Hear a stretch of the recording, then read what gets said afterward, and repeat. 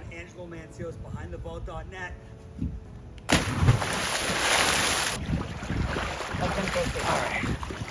Hey everybody, today we're going to talk about the expense of owning a pool, the direct costs and the indirect costs. Let's go behind the vault.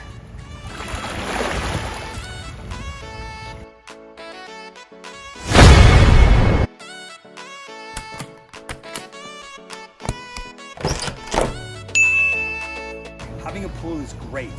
It is tons of fun in the summertime. You know, it really completes your backyard and it completes your experience. But you know, if you're looking to buy a house that has a pool, you've got to ask a few questions first, okay? The first thing I would definitely ask is how old is the pool and how old are the equipment that's related to the pool? So not only just the filter and the heater and the pump and the salt cell, but the liner of the pool is also something you want to take a look at. Also the cover of the pool. At the end of my first season of being a pool owner, I had to change the cover because the cover that I got with the house was all ripped and torn. And that was a $2,000 expense that, you know, I didn't expect, but, you know, I had to do. So understand that when you have a pool, there's equipment and this equipment will break. It will need replacing. So when looking at buying a pool, ask yourself, okay, well, how soon am I gonna have to change this equipment? How many years can I get out of what I've already got before I have to reinvest into that? And you know, that may change your offer price on the house. That may change your view on whether you buy that house or not. All right. Another cost is the maintenance of the pool. Because at the end of the day, you still have to clean it, you have to maintain it, you need the chemicals for it.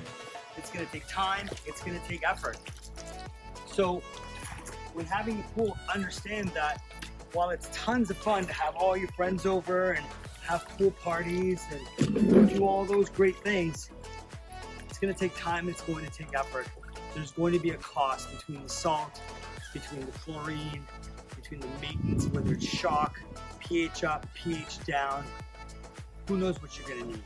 So keep in mind that when you do have a pool, it's not something you can just set and forget. You have to maintain it, you have to nurture it, you have to keep it clean.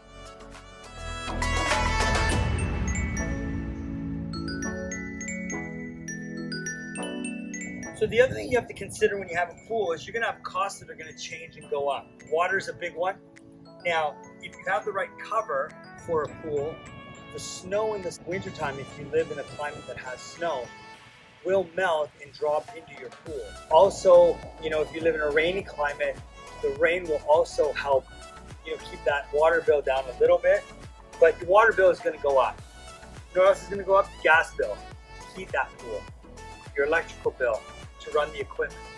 So you are going to see an increase in hydro, you're going to see an increase in gas. In my first year, the increase was probably about $2,000–3,000 for all three things. So it was a cost that I understood when I was buying the house, that hey, you know what, yeah, I'm going to have a pool and this is going to be great, the kids are going to love it, my friends are going to love it, my family's going to love it, but there are additional costs that I had to factor in and see if I could afford. Because there's nothing worse than having a pool and not being able to fill it and maintain it. All right, so opening a pool and closing a pool are two big expenses that you're gonna have to deal with when it comes to doing it. Now you can do it yourself and, you know, maybe watch a couple YouTube videos or get some coaching from somebody who knows what they're doing, or you can hire a crew that'll come and do it. Understand that you're either gonna put time and money or just money into the problem, right?